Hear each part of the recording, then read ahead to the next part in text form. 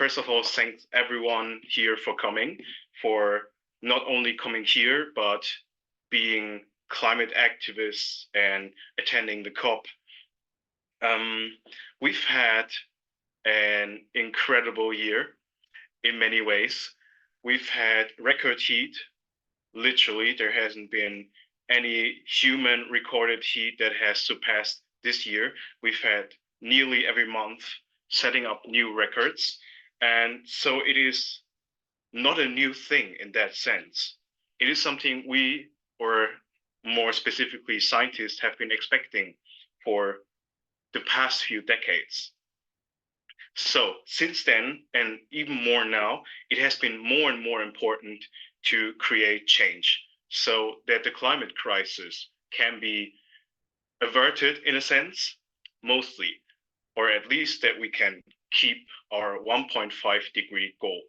And with that, coming to the big topic today, the COP, the Conference of Parties, which was initiated by the United Nations to gather politicians, the global powers, to gather activists, to gather NGOs together to solve this problem together.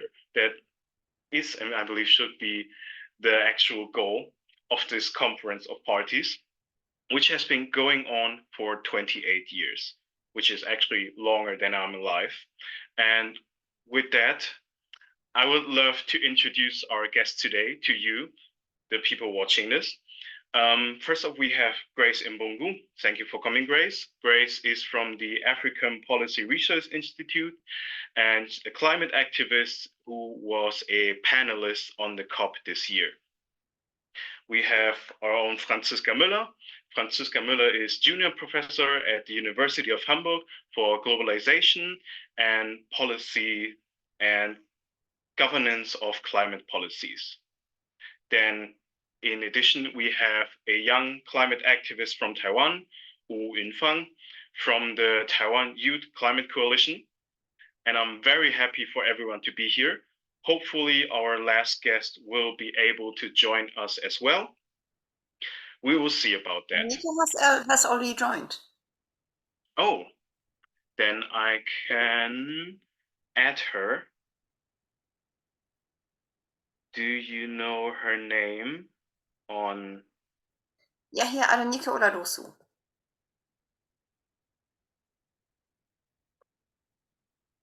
Ah, wonderful. You're already here. Yes, you should be able to turn your camera on now.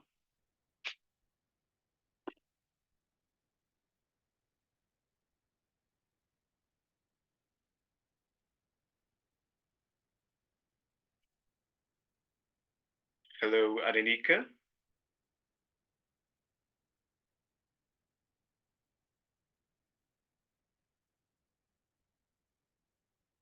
Can you hear me? Ah, yes, now we can hear you. Wonderful. Are you able to turn your camera on? I saw that I'm unable to turn my camera on because the old stuff, is it stopped or something? I don't know.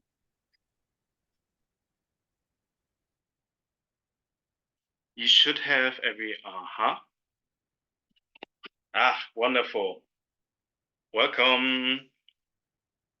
Very happy that you could make it. You're also just in time. Yes, without much further ado, I would love to introduce you to our last panelist, Adenike Oladosu, who is an ecofeminist and climate activist with Fridays for Future Nigeria, and as well as Wu Yunfang has attended the COP this year.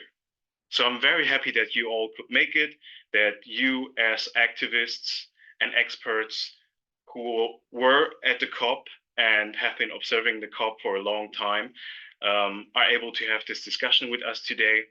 To me, my name is Danny. I am with the team that organizes this guest lecture series, and I will be the moderation for today. Very much looking forward to it. But my introduction is probably not enough to show who you are. So I would love for you to introduce yourself a bit what your focus is, what you do, and also maybe a bit what your goals, hopes for the COP this year are. Grace, would you like to start? Thank you very much, Danny, and thank you all for making time to be here today. My name is Grace Bungu.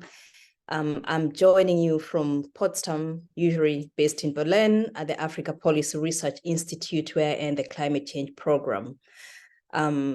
My focus there is maybe just to give you a very short overview of what APRI is about. We are a think tank based in Berlin that focuses on doing research and highlighting policy and policy implications that affect African countries. So climate change is one of our main programs. We also have a program coming up on geopolitics, but also a program on economy and society that focuses on looking at the broader issues connecting all other programs within the Institute. My interest has really been on energy access and just energy transitions, now connecting that to energy justice as well, and more so on climate justice and how that linked together. I'm also very keen on the intersectionality of various issues because we know that climate change really touches on all other aspects of life, so food security, gender equality, sustainable development goals. We try to bring within the program most of these issues and maybe even show both the complexities and the urgency to address a climate crisis. So I'll stop there and look very much forward to the discussion and to your questions. Thank you, Grace. Franziska, would you like to continue? Okay, yeah, hello everyone, also from my side. Yeah, as Danny has already said, I'm Professor for Global Climate Governance at the University of Hamburg, so I'm based just at the same place where many others of our audience are based. I'm a political scientist and social anthropologist by training, and I'm mostly interested in just energy transitions, also in climate and energy finance flows, and in climate and energy colonialism. These are my broad research topics, and looking at the COPs, this boils down, for instance, to the Just Energy Transition Partnership. I'm really interested in what this very huge climate finance project will mean to fossilist countries like South Africa, Indonesia, Senegal, or Vietnam, and also how the idea of a really just transition will play out, whether this will mostly be a new asset for climate finance, or whether there will the just transition question will rather be connected to human rights and to fair green jobs and to job transfers. So this is something that comes to my mind. And I'm also very interested in looking at the loss and damage, coalition, because loss and damage is, for me, the third pillar besides adaptation and mitigation. And it's, for me, the one political goal that comes closest to climate reparations and to the really broad and problematic and troubling issues of the climate crisis. So these are the things I'm mostly watching when I focus on the COPs. Thank you. And Yunfang? Okay, hi everyone. I'm from Taiwan, and I should say my name first. Okay, I'm Yunfang Wu, and I'm from Taiwan. I'm now 24 years old, and I'm a climate justice activist from Taiwan Youth Climate Coalition. Yes, and like I started to join this climate movement like 5 years ago, kind of be affected by Greta. Yes, and now I'm currently working as an environmental movement NGO worker. And during my journey in Taiwan Youth Climate Coalition, I organized the first Taiwan Fridays for Future, and also I participated in the climate law amendments during 2 years ago. We just finished, like, we have our first climate law for in this year. Yes. And now I'm the NGO that I'm being as a researcher is Green Citizen Action Alliance. It's a NGO based in Taiwan, and mostly we work on energy transition and also net zero policy in Taiwan. Yes. And but like for me, mostly I focus on local net zero policies and also just transition, energy transition at the same time. Yes. And yeah, and also I joined COP this year, and this is COP28 is actually my very first COP in my 24 years life. Yes. And I mainly following those negotiation about just transition work programs. So if everyone have other further question about that, you can also like ask me some question, maybe. Yes. So thank you so much, and looking forward for the further more discussion. Yes, thank you. I am sure we will have enough questions to ask. Last but not least, Ainika, could you introduce yourself a bit?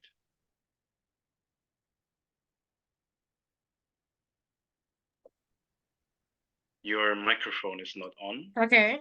Can you hear me now? Okay, so my name is Oladoso Adenike. I'm from Nigeria, the founder of Friday Climate Action Initiative. And as well, I initiated the Fridays for Future in Nigeria and also in Africa first. And I've been participating in COP since COP28 in Spain, Madrid. And this year made it my fourth COP. And it has always been focused on climate finance. And even I was also part of those people that have also been fighting for the loss and damage, because climate finance is like a cross-cutting issues to all of this, including climate adaptation, mitigation, and the rest. And this year, I was also at different meeting rooms on climate-related finance, and lots to be discussed. Maybe during the discussion period, I'm going to talk a lot about it. But then I recently was awarded the International Climate Protection Fellow by Alexander von Humboldt Foundation. And that will start from next year in March.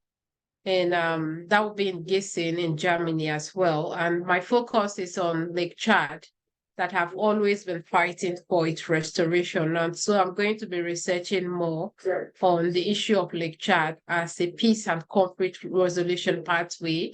And also currently I'm a fellow at the New Institute in Hamburg, Germany. And as well, next year in January, I'll also continue until February 28th. And then I move on to Alexander. And I'm also an ecofeminist focused on women empowerment through resource allocation. And so we have done this for over 10,000 women and girls in local communities. And just yesterday, we signed a deal with a local government that constitute over 300 communities on how we could work with them in the coming years in helping to improve or empower more women and girls and to give access to communication, because we believe that women also have the solution to solve the climate crisis, but then they don't have the tools that they need to become custodian of our environment, despite the fact that women and girls bear the brunt of the climate crisis. And so the impact is what we see in the rise of child brides. And as well, I also talk about climate education, pioneering it, and also a green democracy. And I've been a two-time Nigerian youth delegate to the Conference of Party. And I've worked briefly with the government of Nigeria in terms of the climate change department, like a year experience. And I also own a blog, www.womenandcrisis.com, where I write a lot of articles, where you could read over 50 of my articles that I've written. And I also write for international magazine also. And also I have a YouTube channel and I'm also present across social media. Thank you. Thank you. And thank you to everyone.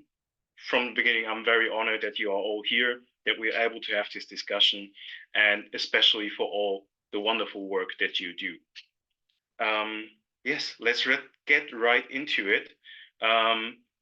Maybe for the very start, my first question goes to Franziska, but in general, if I have any questions or you have something to say, please feel free to chime in. Your voice, this is a platform for your voice. Thank you.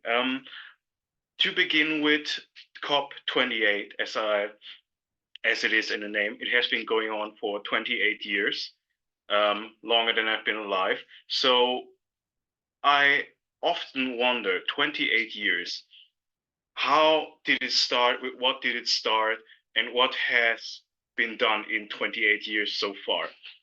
Franziska, could you, especially for those viewers that just have barely heard of the COP or something similar, could you maybe outline it a bit?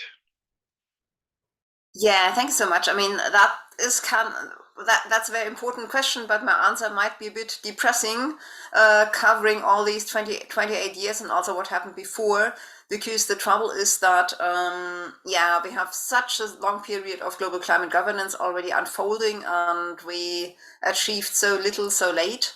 So that even though we have a faster momentum, we have gotten a fast momentum since the Paris Agreement since 2015, it still is a long legacy of options not taken and roads not taken. Because when we look at the history of global climate governance, it still goes back up. It goes back to the 1970s, where we already had a kind of coalition coming together in the United States, where all the knowledge that we have now was basically already on the table. It was already known that climate change is happening, how fossils harm the environment, what all the troubles are, and what could be done. And even in those days, Exxon, for instance, had the news and the industrial policies to change it.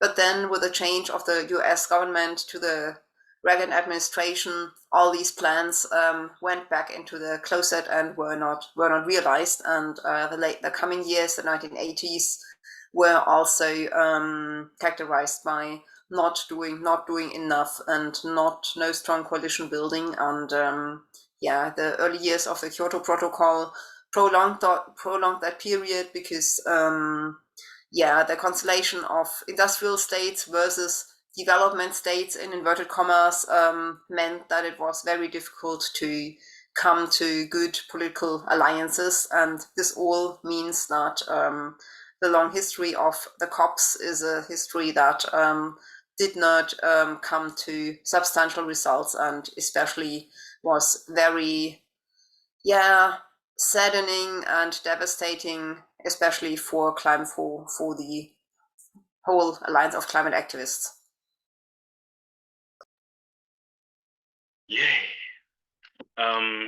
So as I take it, it is the platform for the possibility of change, but at the same time, if that is the platform, it is also the platform for no change. Coming to that, we are at the 28th COP. We have very many different topics. We have the global stocktake, we have the climate loss and damage fund, for example. Could you, and this goes out to all of you, maybe give a bit of a frame for the viewers to which topic were the focus of this year's COP?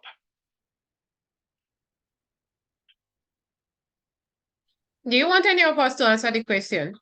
Yes, any of you. If whoever wants to go first. Do you want to go first? Yeah. Okay, so I would say this year focus was on loss and damage. It's operationalization, even though what we wanted, like phasing out of fossil fuel, is not well structured. It's still a political statement. I think, yeah, the loss and damage was operationalized, but then my thought is like the amount that was committed or promised to say, not committed or pledged, is not up to what it should be, because just like 0.000 compared to the amount that is needed, because loss and damage has been an issue for over decades ago. And my thought about it is the fact that why do we have to wait for the climate crisis to get to the stage of the loss and damage before we act? Why can't we rather prevent it from getting to the loss and damage? And my thought again is the fact that the loss and damage is beyond funds. Why? Because people have lost their life, their culture, their heritage, their history, natural and cultural heritage sites. So how do we quantify those losses? On what basis? And so those are the non-economic aspects that we should be asking world leaders about their commitment. How do they want to quantify it? Because what they are focused on now is the economic part of the losses. What about the non-economic losses, which is really important, and the irreplaceable causes? And so those are the issues that we need to pack or unpack in the coming days. And to say that COP has started right from when I was born, and up to now, I keep negotiating for it. And so it's really something that scares me up, that in the coming years, the future or the unborn generations could keep on negotiating. And so we need to keep or stem the negotiation room, in a small cycle. We need to keep looking at how do we implement, how do we transform commitment to become real action and not just pledges and promises. Because I was at different meeting rooms and I found out that the loss and damage, the climate commitment of the $100 billion annual commitment are still debated up to now. So I was wondering, what about other commitments? How do we talk about it if we are still debating about the 2009 commitment that was made at a COP?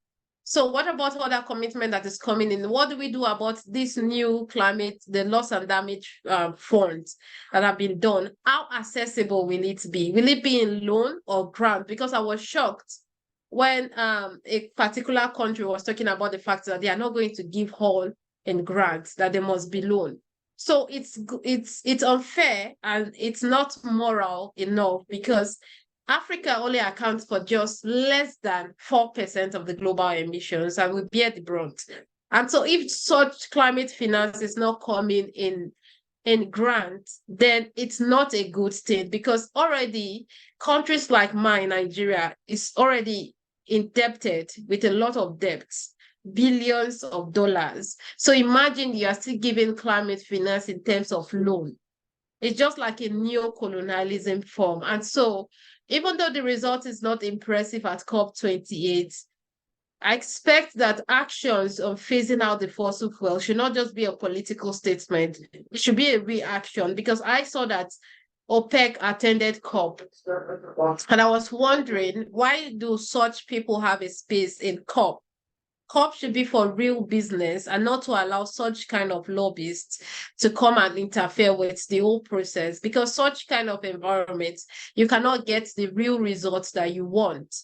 And the better we phase out the fossil fuel, the more we are able to achieve the climate justice. And as well, there cannot be adaptation without mitigation. And so one of those terms that was really selling out there at COP was the words of carbon trading, which I'm not a fan of carbon trading, because you cannot say you are trying to reduce your emission by investing in another country. If you are investing in the platform of, okay, we just want to invest, it's good. But if you are invested on the platform of carbon trading, then we can't achieve climate justice that way, because you need to also reduce your emission. You can't use another country as a survival mechanism to keep emitting, to keep your emission ongoing. So it doesn't work that way. You have to mitigate in order for us to adapt effectively. Thank you. Thank you. That was in depth. To give a bit of an article I read a few days ago, I believe. it mentioned the United Arab Emirates and Germany have each pledged 100 million to the Climate Loss and Damage Fund. In addition to that, the United States of America, the UK, and Japan have also pledged to contribute to the Climate Loss and Damage Fund. As you have said, it is a pledge so far, and by far not enough money. So we've had probably one of the biggest topics, the Loss and Damage Fund, for once. But we have also different other topics that are very important at the COP. For example, the global stock take.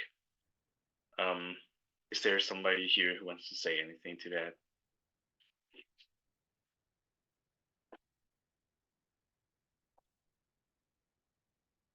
I'll jump in and maybe spin this on a more positive kind of uplifting mode, I think. I think the COPs are a good place to set, sort of to put our minds in one place as a global commons, because we're thinking about this for a whole year. We're preparing for the whole year. People are showing up and actually shaking hands. And I think what it also does is really bring the topic of climate change into focus once a year. So I think it's a good place, and I think it's you won't find any other place where you can actually find the entire world converging their thoughts and feelings for 2 weeks on a certain topic. So in that respect, I think as much as COPs don't provide concrete steps and also not abiding resolutions, even what comes out of it, for example, the global stock take that came up this year, the commitments, the pledges and all, I think if you look at it from a positive perspective, then obviously it's one of the issues that really gets the global attention, which is, I would say, a good thing. Beyond that, I would like to also contribute to some other issues that happened at the COP, if you let me, Danny. Most of the things that happened, of course, were to the interest of different regions and different countries. Obviously, over almost 3,000 oil and gas lobbyists and activists at the COP was not a good thing. But what also happened is methane, which is much potent greenhouse gases, has really gotten attention in this COP. So there has been a lot of attention and a lot of efforts and to mitigate methane, also from the Nigerian government, which is predominant with the oil and gas and one of the main oil and gas producing countries in the continent. So I think that's a positive outlook for the COP, at least for me. In terms of loss and damages, I mean, this has never been on the COP agenda, only entered the COP agenda last year in COP 27. A lot still is desired, and I think so far, finishing an article on climate justice, it's only 700 million that has been pledged. That is not even a drop in the ocean. I don't know what you can quantify that to be, because as it's been stated, there's already damage that has happened, some of which cannot even be covered in the loss and damage fund. So there has to be other ways to actually address those kinds of damage. And in addition to that, there's also people are looking at the issue of climate change from their own perspectives. So when you look at it from the global South perspective, the African countries, the issues that needs to happen now. We are not thinking about a future outlook. So in addition to mitigation, we need to adapt. There needs to be finance, there needs to be partnership, we need energy access. So this broader perspective is necessary to bring to the COP, but also necessary to bring to the discussion. The issue is complex, and I think the challenge that we have here is really addressing that in a more, not simplifying it, because it's really not a simple challenge. It's very, very complex, and I think what we tend to do is especially focus on one thing. So say, for example, in Dubai, the focus was, of course, on phasing out fossil fuel, which is a huge and important topic. But other things, and especially how current population are being affected by the impact of climate change, was less of a focus. And of course, financing plays a huge role in that. And to have the issue of climate justice, of course, how it is done also matters. So is it financing as loans, as it's already been said? Is it carbon markets? Is it neocolonialism? Is it greenwashing? So the process also matters. So it's not just the outcome. And I think we have to be looking at this issue from different perspectives. And I think that's maybe the value of also the panel we have here today, bringing different perspectives of how we address this, and also acknowledging the intersectionality and the complexity in all of it. Thank you. I wonder now, I would love to ask about your experiences at the COP. I wish to talk about the results as well, but we've heard a bit about the hot topics that have been discussed on the COP. How was it being there? How did you feel? How did you perceive the COP itself happening? Maybe we start with Yunfang.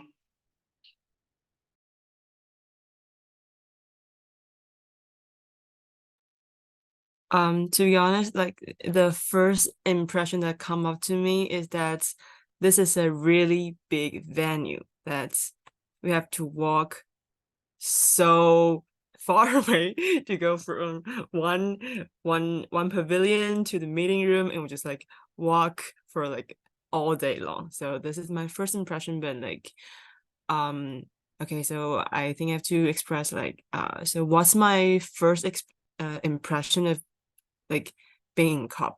Actually, personally, I think it's very overwhelming, and it's out of my thoughts of it. Like before I went to COP, actually I just think this is the area that's there's no chance to change.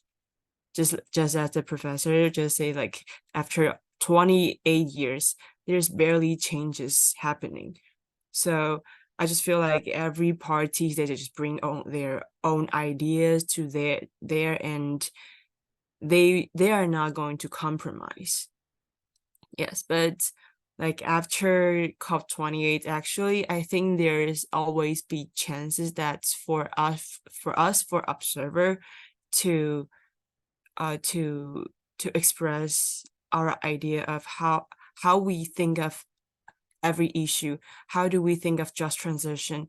What's the value that we think it's important to, we have the chance to convey it, and we have the chance to have some bilateral with different governments. So I think, for me personally, I think there's chance to reach what we want. But like in another way, there's chance, but the chance is little. Like because I follow the negotiation of just transition, actually the results isn't that bad, like compared to other, like fossil fuel phase out, it become to transition away, but like transition to where? And this is just this for me, transition away is just a word for parties to say that, oh, we refuse to do fossil fuel phase outs. It's just another words to replace phase down. Yes, for me. And so for just transition, I see there's for example, the text has once been very bad, that we cannot see people involved. Like we can see the words of women, we can see youth, we can see all those stakeholders inside the text. But however, after some bilateral, after some of us having conversation with some negotiators, this just the text change, and like after all the stakeholders are put it inside the text, although it's still not the best condition as we hope, but at least there's people that's important that putting into the text and build up the value of how we should see just transition internationally. Yes, this is my thoughts for this COP. Thank you.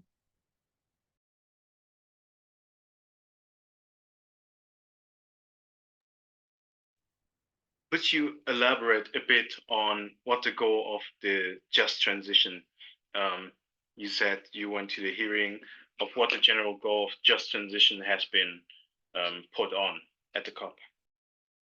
Okay, so just transition work program, this is a thing that's appear from COP26, like the Glasgow COP, yes.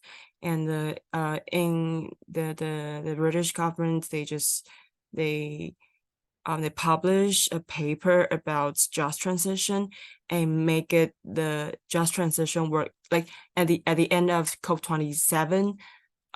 They announced that they're going to have a just transition work program, and so that this become a decision that have to be mandated this COP28.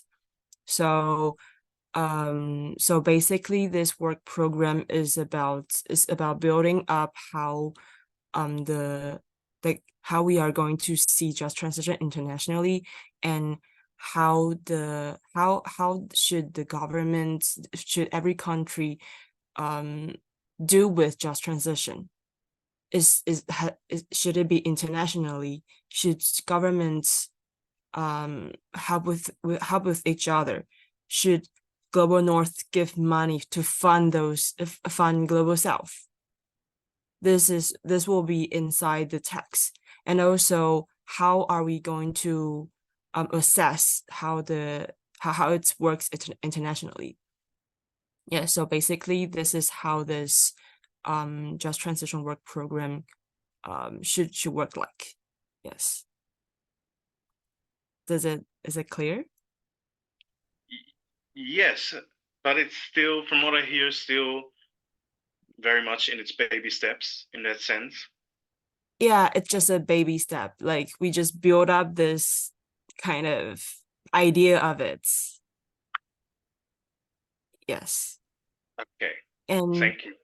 Like based on the final decision, this is just like we build the value of just transition internationally. However, how are we going to really realize just transition? How are all those discussions going to work? How it's going to be assessed? This system is not like truly built yet, because like there's countries that's not willing to do commitments about that. So we will see how we're going to work on in the future. Yes. Thank you. I would love to hear about more experiences you have and impressions from the COP. Ainika, how about you? Okay, so is it from COP28 or it includes other previous COPs? Maybe especially from COP28, but maybe if you already have the experience a bit, if it's different or what is different. Okay, so from COP28, I feel it's a very big venue.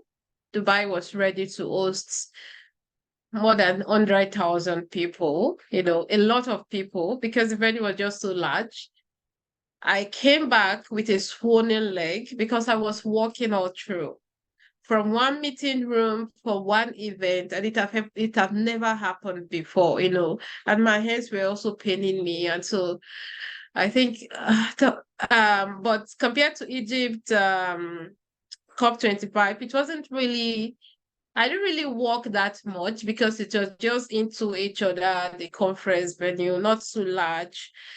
But this other venue was so large. And then what did I experience? I think I met with a lot of people. I think that is the joy of this kind of conference. You could meet with a lot of people, from different NGOs, civil society spaces. You could connect with a lot of people that you have not seen before or you have been meeting online, but that it provides you the opportunity to speak with them during COP and to collaborate, see how you could work together in different projects and meet with a lot of government officials from Nigeria.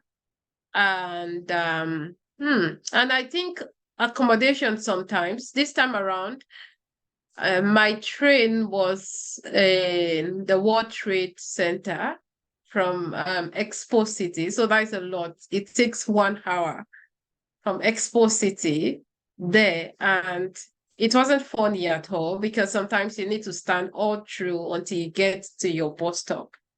And it wasn't like that for every other ones because you could sit, it wasn't that far.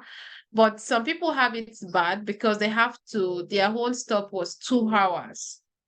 And probably they have to stand all through. But towards the end of the conference, I think it was moderated so that people could be able to sit as long as they could until they get to where they could stop. And so I think that's what I have. And it's a good one to be at COP and to add my voice to different events. And I also had a lot of interviews that have gone live, and one is going to go live on the 21st as well. Maybe we could also read about it. And so it's a lot. And it's a time for people to come together, rethink our planet and the way to go about it, and to also ask our leaders for accountability. Thank you. Thank you. In regards to that, maybe a bit of a heavy question, but you said there's a lot of networking, meeting people, a bit of talking about the important topics, but do you have the feeling that when you attended COP, that your voice has been heard? I'm going to say yes. Our voice has been heard because I feel if world leaders could act on COVID-19, they could make vaccine to go around every country as soon as possible. I feel they could act on the climate crisis. It's just that they are trying to play politics with it. They want to make profit out of it. But then I feel, yes, our voice has been heard and we'll not stop at there. We'll keep making our voices to be heard, because you could imagine if those number of people there are not making their voices to be heard, how would it have looked like? How would COP have been? And so we have a lot of people out there that are also trying to, call for accountability using different platforms, not only me. And so I feel our voices are being heard. And so we need to keep making it or sustaining it to get more more awareness out there for people. And that is why we need a lot of platforms. And that is why this kind of platform is also good to also make our voices heard. And so that is how we try to reach out to loud audiences. And that was why I also set up my blog spot, because I feel I need to look at ways at which I could make my voices to be heard. And also when international opportunity came for me to write, I also write a lot to also make my voices heard. And I also make videos. And so it's that way. Like, for example, I met with the president of Nigeria in France this year in June. And one of those things I talked about is the fossil fuel, the Lake Chad. So it was something that he invited me over. And so I feel like my voice has been heard in one way or the other. And so I think that is how we should go about it. We shouldn't keep quiet. We should keep making our voices heard so that they could understand the urgency for the actions that are needed to solve the climate crisis. Because sometimes we look at climate change as not like a pandemic, but then it's even more than a pandemic. It's something that once it gets to the point of no return, it becomes irreversible. There's no vaccine. And so I take climate finance as a vaccine to solving the climate crisis. Because when we have climate finance, then we can adapt, we can mitigate, we can innovate, we can be creative, we can do a lot in solving the climate crisis for everyone. And so, yeah, I feel our voices are being heard.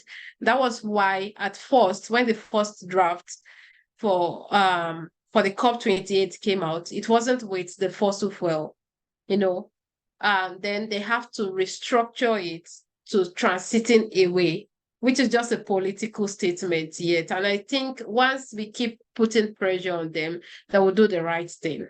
Thank you. Thank you. Grace, what is your experience and impression from the COP?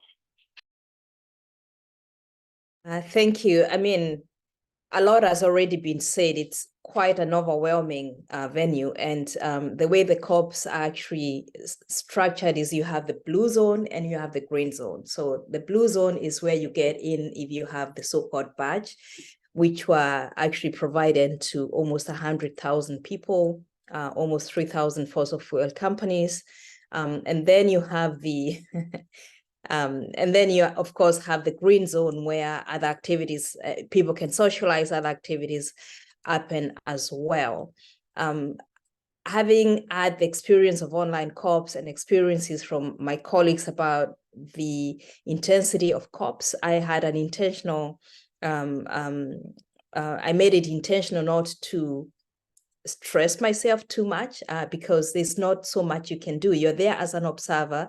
You can, of course, make a lot of connections and make incremental change within your networks through side events. My organization, for example, had 2 side events on EU and African relations, but we also had a side event on adaptation. So some of what the things you can really actually do, as it's already been said, it's really connect with your networks and really try to move the needle because it moves very slowly. In terms of impact and in terms of my impression, I'm skeptical of what COP can actually achieve, but I'm also very optimistic because, as I said, this is once in a year event, takes place over a period of 12 days, but it really brings our attention. And I think also the other thing, my impression for Dubai and other COPs is the idea of 195, 200 countries actually agreeing on something, whatever it is.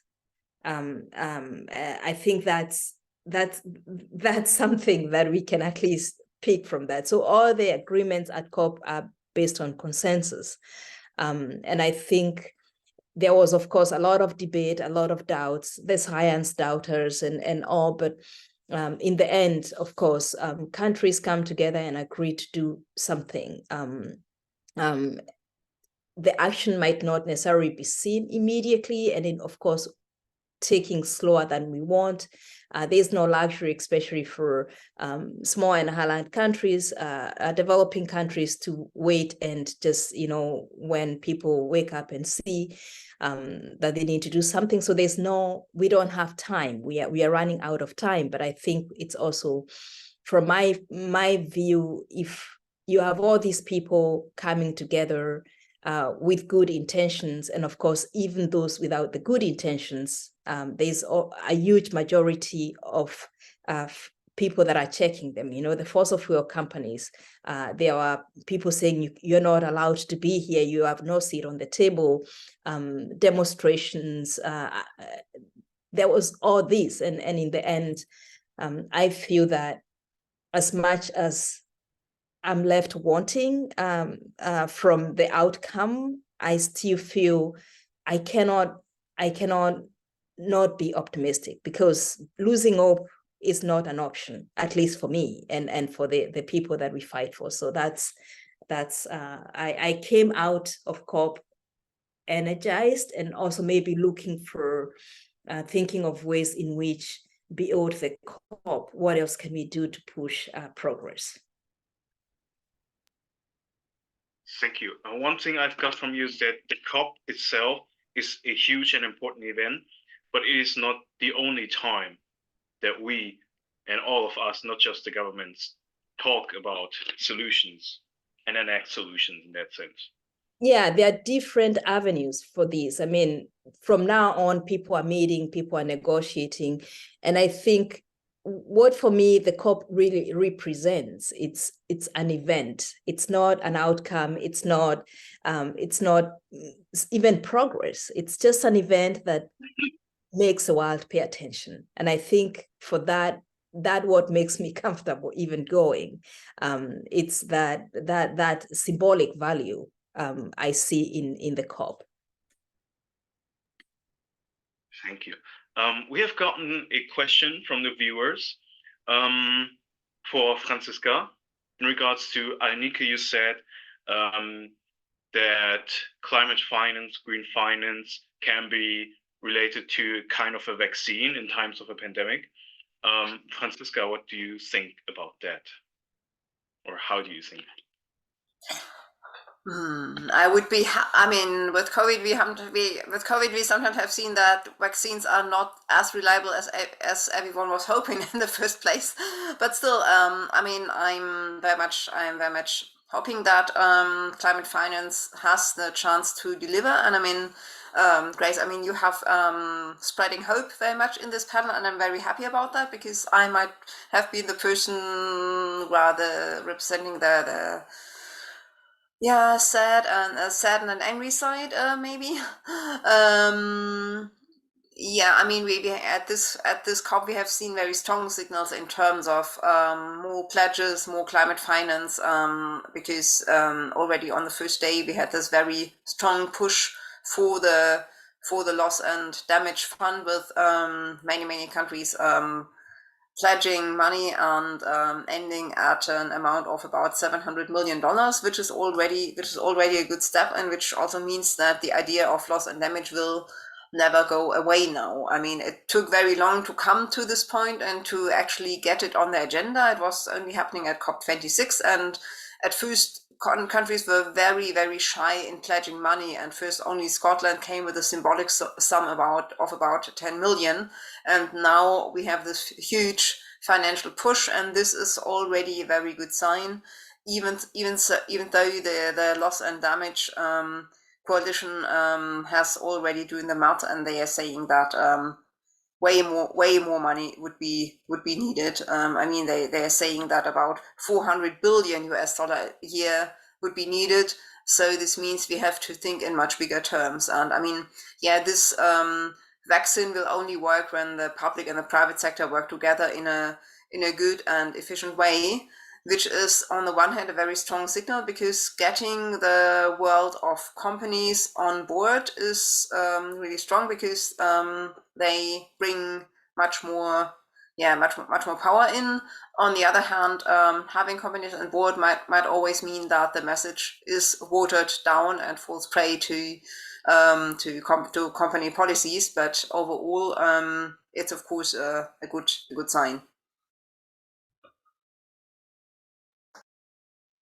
I think that is a very good leeway into the big question I want to ask about the elephant in the room, which is probably less talked about on the COP itself, but we have received many questions about the role of the fossil fuel industry, the role of the president of the COP.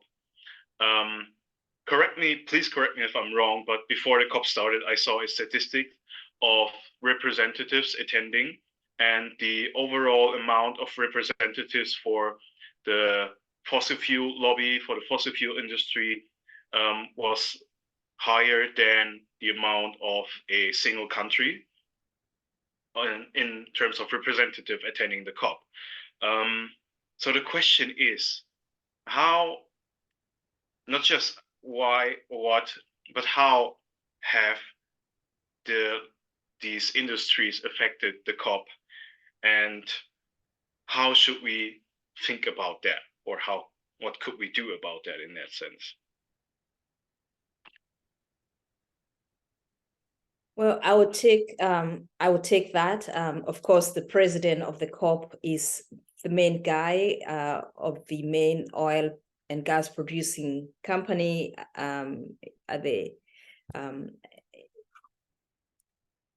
the host country itself.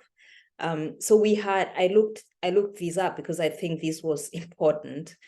So we had around 2,700 oil and gas representatives and lobbyists at COP.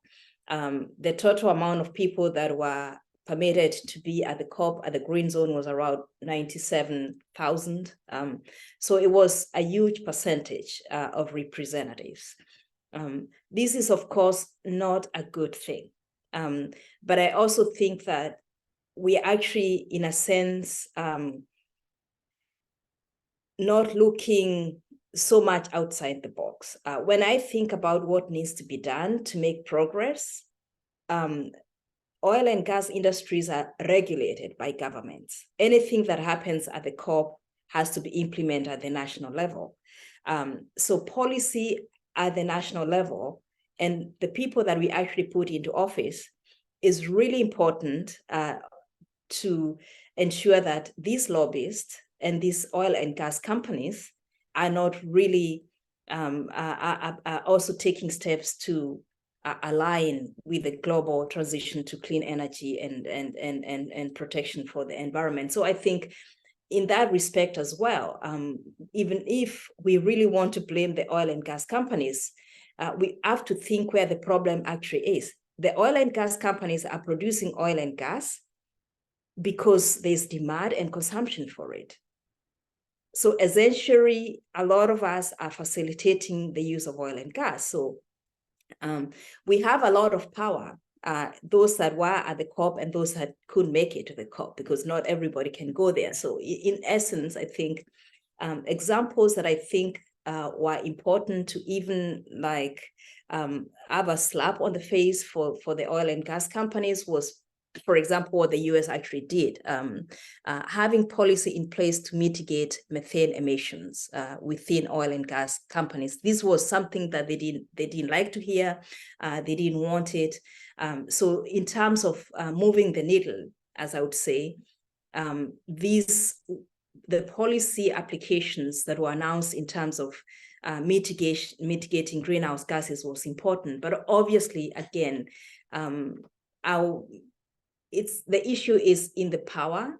So who has the power to actually attend the COP? It's very difficult for even organizations to get accreditation to the COP. So the issue is money and power, but we're also fueling that as consumers and people that demand fossil fuel. So it's, as I said, it was the COP that had the most amount of oil and gas lobbyists, but also the COP in which progress was made in transitioning from oil and gas and other fossil fuels going and so forth. So it's kind of a stick and a carrot. And I think just the fact that countries agreed on that word transitioning from fossil fuels in the presence of having a president who is actually the head of the oil corporation in the Emirates was, I would say, a good sign. I'm said to be the one bringing optimism here, but where there's credit, let it be given. I think, and I also feel that there's no way progress can be made if we don't have everyone at the table. So the issue of inclusion is also essentially important. So they need to know that progress has been made, and they need to know that they have to actually change their ways and more so start investing in more renewable energy processes. But we also need to recognize the power of the common person in terms of shaping policy. And what does that mean? Of course, it means shaping your own local and national governments through voting.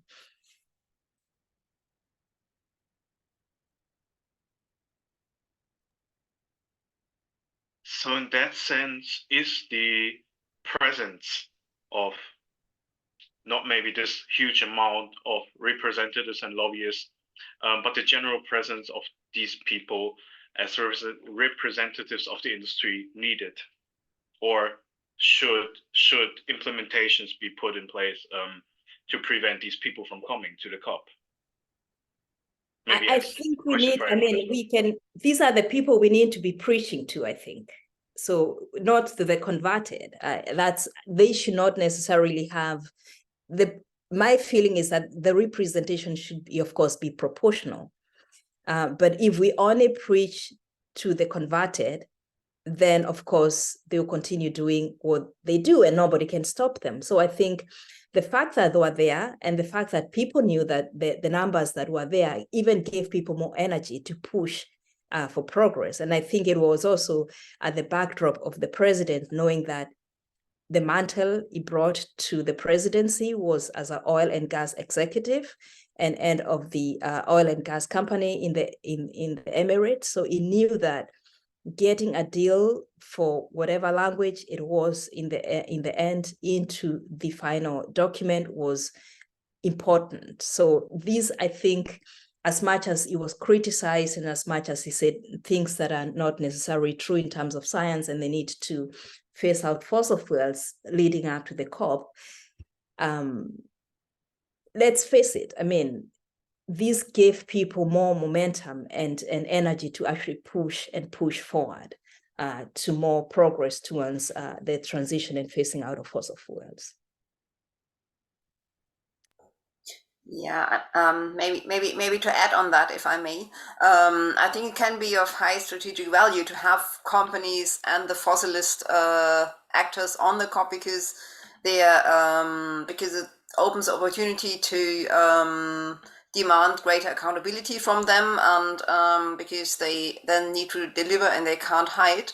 But I mean, it can also mean that a COP or a part of an agenda becomes hijacked, and there have been different examples for both sides. And I remember the COP in Paris where Venezuelan climate minister was made was in charge of the agenda, and that meant that she had to balance the agenda, and she couldn't come up with the own fossilist agenda, but had to integrate and negotiate much more, and that was quite a helpful signal. But at this COP, I found it much more problematic because there were these very frank statements that Al Jaber will continue to invest in fossil fuels, and that carbon capture and storage will save everything. This was really problematic because it weakened the decarbonization message such a lot. And I think next year's COP is going to be in Azerbaijan, and this might send a very similar signal. And I think we now have 1 year to think about how this fossilist spirit can be challenged, and how what can be done about it.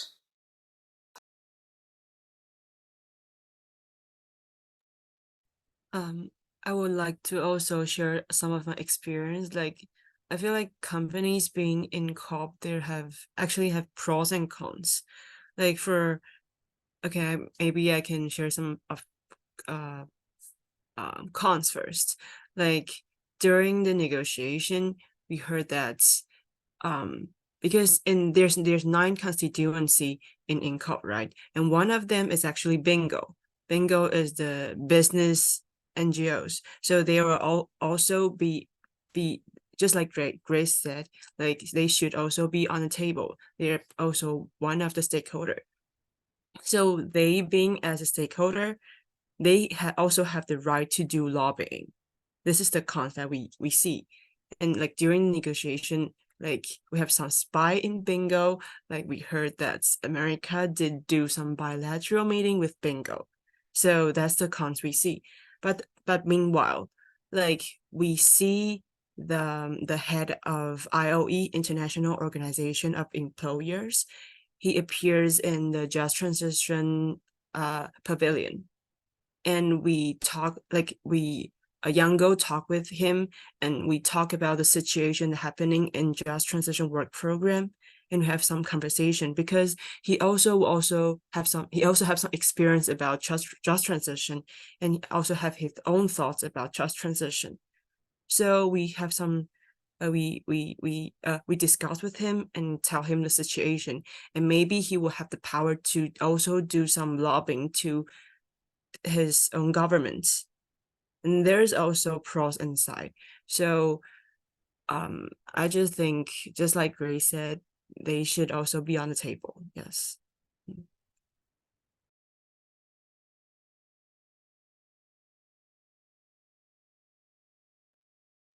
Thank you. I've read an article about the possibility, I want to know your opinions on that, that because the president of this year's COP is, how do I put it, notoriously outrageous, that it also puts more focus on his and their actions in that sense, and brings people's attentions back to it. Would you agree with that?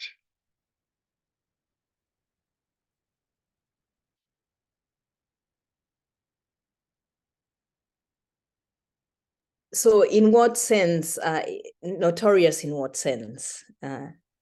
Notorious. Well, in what I'm thinking of is that about before the COP even started, the backroom deals happening in one way or another, and then people hear about it, and it won't be, oh hey, the COP is happening, and they're doing the right decisions to move into the right direction.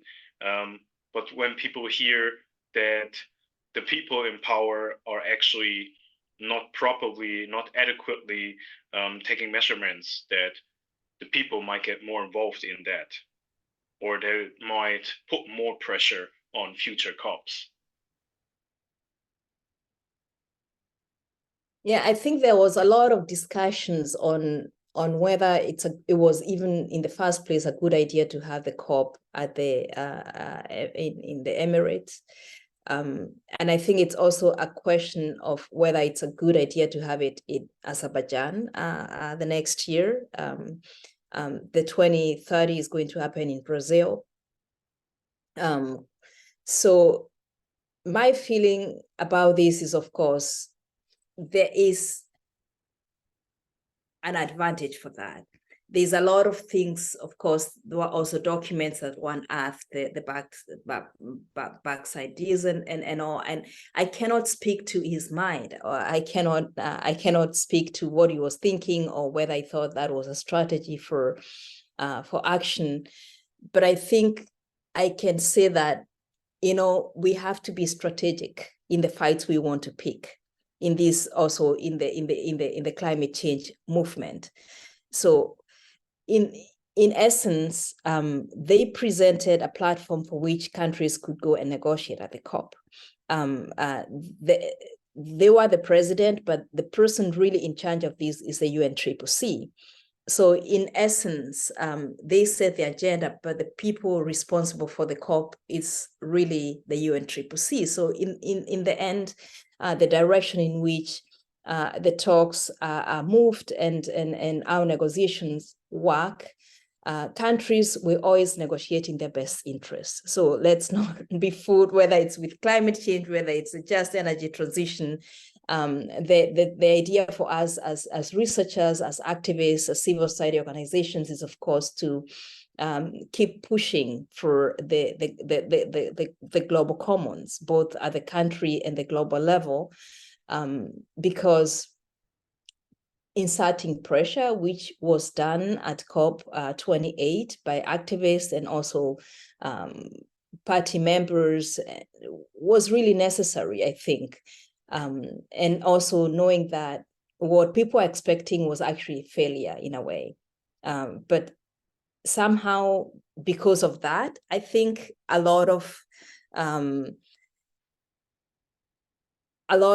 there was a lot of thinking even behind the presidency. So I've done this and this and this and this. So maybe I need to find a deal where everybody can actually have a consensus. So I cannot speak to his mind. I cannot speak to to how these actually shaped it. But I think in the end, we can say that we have the global stocktake. It has some action point, and let's maybe even not forget other things that also happened. For example, we had for the first time as well the agenda on the nexus between health and climate change.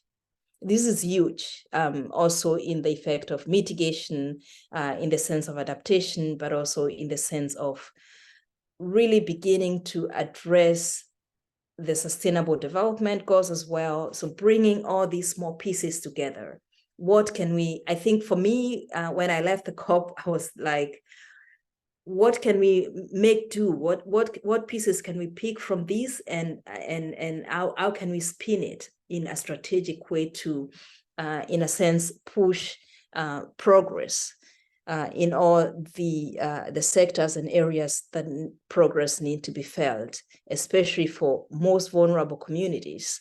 As Alia said, those that have had the least contribution to the crisis itself. And of course, that's connecting to the issue of climate justice, which is why, of course, part of my disappointment at the COP was the push for carbon markets. This was, of course, for me, a huge disappointment, because it's not just the fact that people are outsourcing their carbons to other countries, but it's also the way it's actually being done. There's a lot of practices when it comes to that. So the issue of climate justice then really takes center stage in looking at the outcomes of the COP, but also in reflecting, at least from my point of view, on what people are focusing on. And of course, carbon markets and carbon credits were the language and business of fossil fuel companies. I mean, they want to keep producing oil and gas, but they want to also show the world, to greenwash our heads, that something is happening. That's just, I'm sure I didn't answer your question, but I hope I have some food for thought.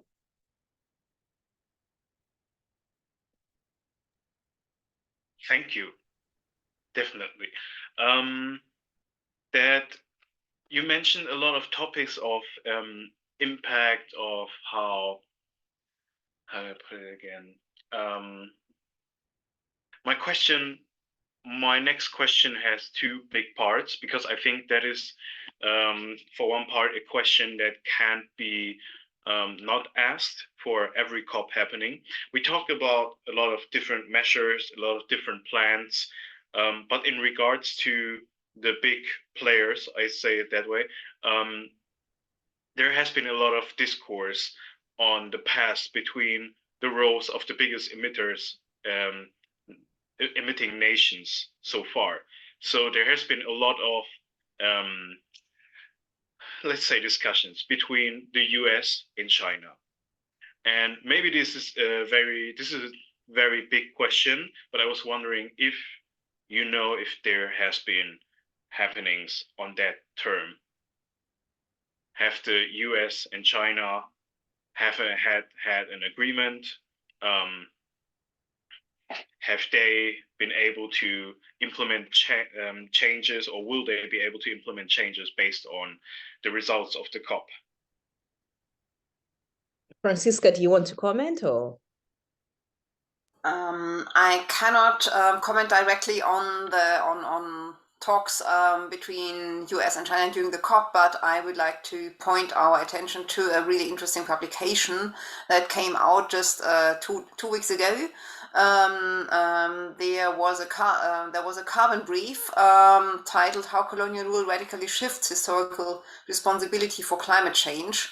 And here, for the first time, researchers have assessed how much carbon was burned already in former colonies due to deforestation, and this sends a very strong signal saying that countries like the US, the Netherlands, France are the ones who are overall the most responsible ones.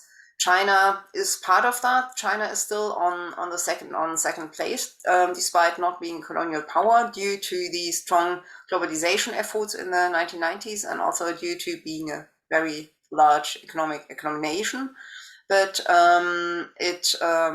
this calculation also meant that the colonial climate responsibility sits very heavily on the Western nations, and this has to be taken into account in the first place, I should say.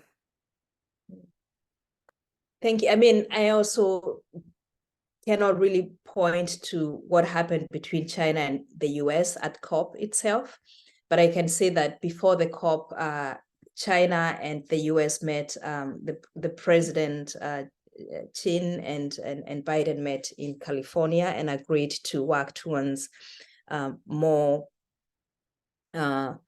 fossil fuels, so more renewable energy, getting away from fossil fuel, but developing more renewable energy within their own economies. And I think, as we all know, last COP, they were actually not speaking to each other. The negotiations between China and the US had almost come to a freeze before last COP. But they've now begun to speak, which is, I feel, for me, an important step, because they are the main emitters of emissions. And it's always good when there is at least a show of commitment, I would say, for countries to, especially the US and China, to begin their reduction of fossil fuels, coal, and also transitioning to more renewable energies. Thank you. Hopefully we will hear more in that direction, because it will be favorable for everyone. We don't have that much more time. We have about 10 minutes left. So before we finish this, and Adenika has to go soon, I would love to hear from you, Adenika, first. If you have more impressions to share, a last message for the people listening, or anything in regard to this COP and future COPs, maybe. Okay, so I feel we have agreements made by global leaders, including the Paris Climate Agreement. But then I feel most of these commitments are voluntary. I think we should start rethinking about way of putting sanction, so that if you don't meet up with your commitment, you'll be sanctioned in one way or the other. At the same time, for the first time that the NDC was reviewed, the first 5 years, no country met up with their NDCs. And yet we are in the second phase of the NDCs. It will soon elapse. So if we keep doing that, we are not helping ourselves. We are not helping the planet. And so we have to keep putting sanctions, because already the US left before Joe Biden came in and then entered the Paris Agreement. But there should be some measures or sanctions put in place in order to make the agreement effective, because we have a lot of agreements out there. The Plastic Waste Treaty, the World Biodiversity. There's a lot of commitments that more than 100 countries have committed themselves into. But then, are they meeting up with those mandates? What are the penalties of not meeting up with your climate target or agreements? So those are things that we should, the world leaders, or we should even post to people, so that we don't make agreements and then they just keep pledging and no actions. And at the same time, I also want that there should be a formal way of countries hosting COP. What are the criteria for you to host COP? For example, for like Dubai now, we could see a lot of fossil fuel lobbyists in those kind of gatherings, because of course, what did you expect? Dubai is an oil-rich country.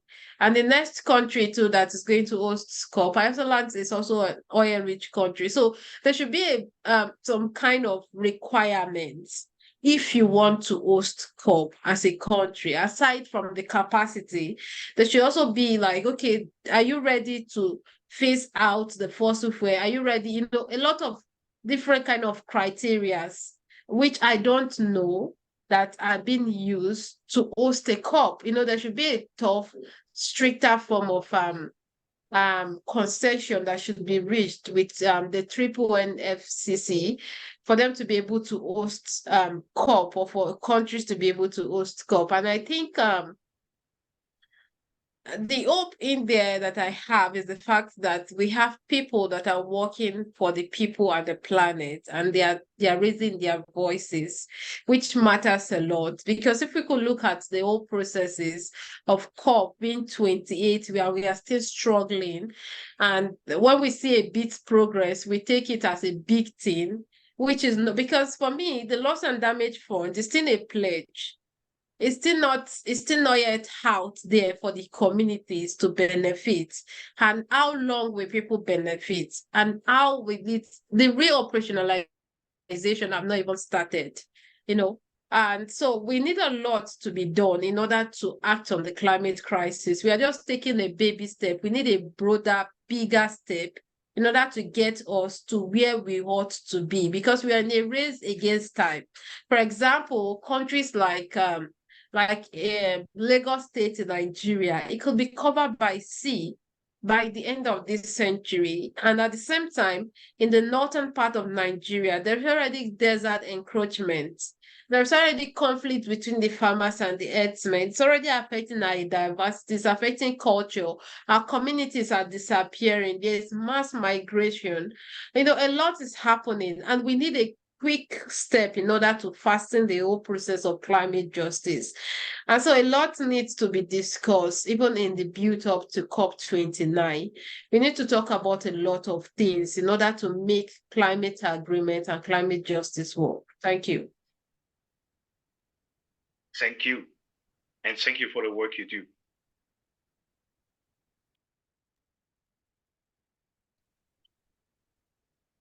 Yes, we have a few minutes left and a few voices more to be heard.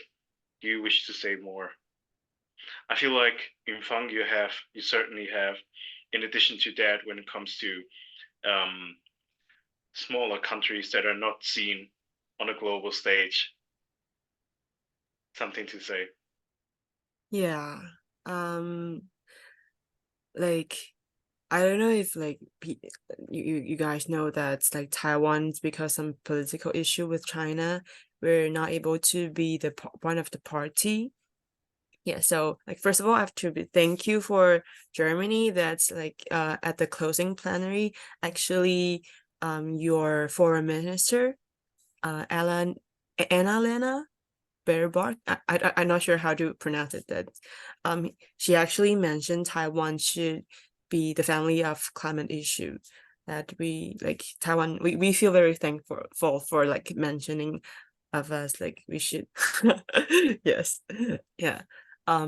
So for me as like a non-party, like a Taiwanese part of COP, I cry at the very beginning of COP. Like I see so many youth and negotiator that they're trying very hard to make some changes for Paris Agreement, for all those decisions. However, like for me, the Taiwanese, when I do so, I devote myself to talk about all those decisions. I kind of don't know what's like. I'm not sure if I'm really helping Taiwan with climate issue or not. I can see myself as a global citizen, but like in COP28, I feel like my Taiwanese character is like taken away during this COP28. Yes, so this is my like feeling about being like Taiwan not as a party during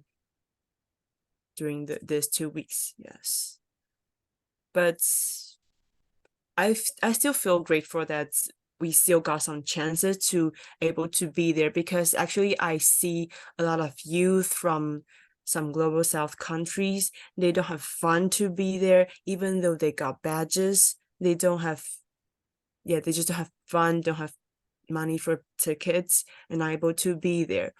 And because like Danny sent us some question about like, do you think the global south are really adequately involved in the decision making?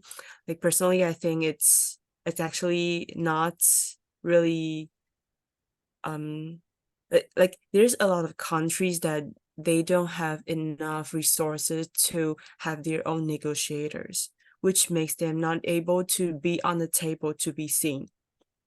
And however, when we talk about global south, like Saudi Arabic, they are also global south, and China, they're also global south. They have their resources to have a lot of negotiator, a lot of professional negotiator.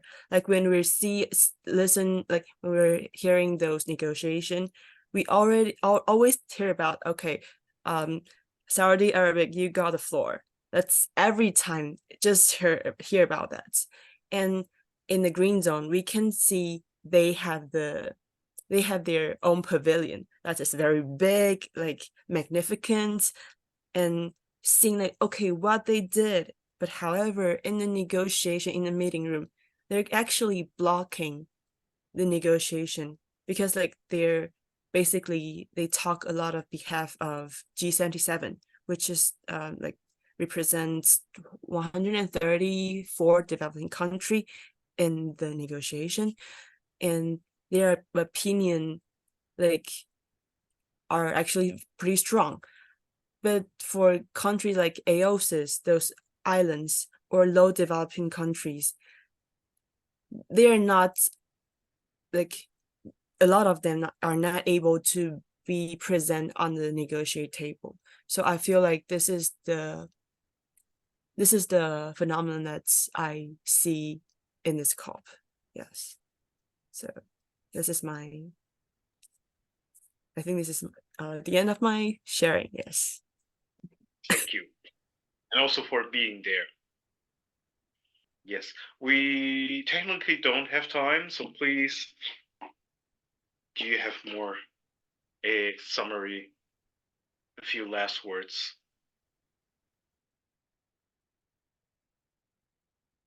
I can go. I mean, mine is just to say thank you for the invitation and also for the great discussions, really interesting inputs.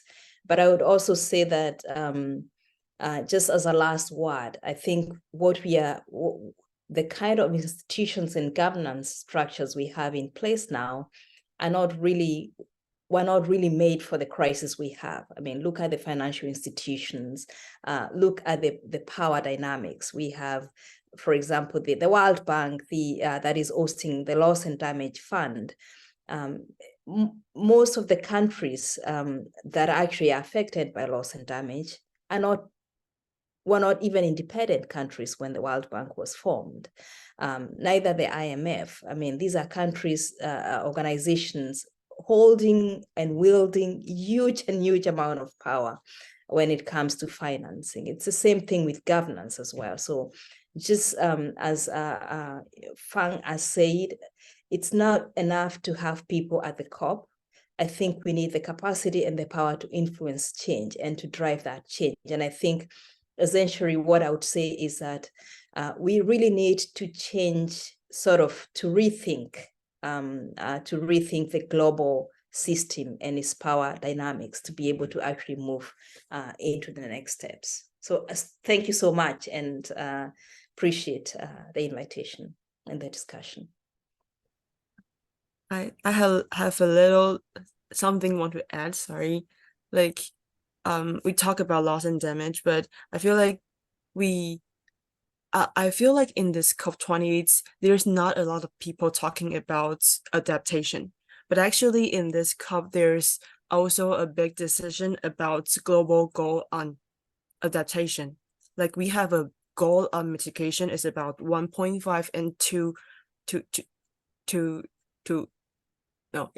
degree, yes. But however, what's our goal of adaptation? this also discussed in this COP. Sorry, but I didn't really follow a lot, but this matters about like water, food and agriculture, health, poverty, biodiversity, this stuff. And as long as we really have a like clear goal of adaptation, that we can lower down the fund we need on loss and damage. Yes, that's the thing that's I think is very important. Yes. Thank you. Thank you for the addition. And Grace, thank you as well. Franziska, do you have last words? I mean, I don't have much to add. I mean, I found that last point on adaptation a very strong one, because it also means that yeah, we need to develop this sense of care for the ecosystem, and there's the sense of protection, facing all the human and animal lives lost due to the climate crisis, and adaptation really has to deliver on that and really has to be aware on that. Yeah, I mean, we haven't talked so much about yeah, the rise of totalitarian governments and climate denialists. This is a thing that might overshadow the next COP even more.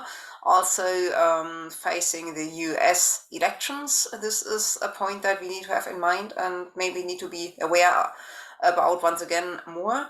What I find really important is that we're finally thinking together different issues much more, like climate change and agriculture and nutrition was this has been an issue at the COP, also how climate change and energy transition are now coming together, and I had been waiting for this to be integrated for such a long time, and it's important that energy transition issues now play such a strong role, because the pace of the energy transition is a very strong driver to prevent even more climate disaster happening. So these are also some things that give me hope and might also help us to end on a more positive note. Still, I mean, I think the most important work against climate crisis has to be fought on the streets and has to be brought by the continuous activism that we do. And science can also only be an ally in delivering that message, but most of that really has to be the real life action. Thank you. Those are great last words for the discussion. It is important that we don't only acknowledge the COP as the platform of change, but also change is something that happens with the people. And the people, especially the viewers listening, I hope you have many questions answered for today. And I believe everyone here hopes as well that not only do the answers to this question leave you unsatisfied in many ways, but also become active. That's the most important thing. Even if we think we're just drops in the ocean and this is a huge complex topic of the COP28, we form the ocean in that sense. We are part of the change that has to happen. And with that, I thank every panelist. I thank you for coming. I thank you for the work you do. And I wish all the students listening happy holidays. And we will be back with the guest lecture series in the new year. Thank you. Yeah, bye-bye, and thanks for the stellar moderation, dear Danny. And thanks Thank you. everyone for coming. Thank you so much. Thank you.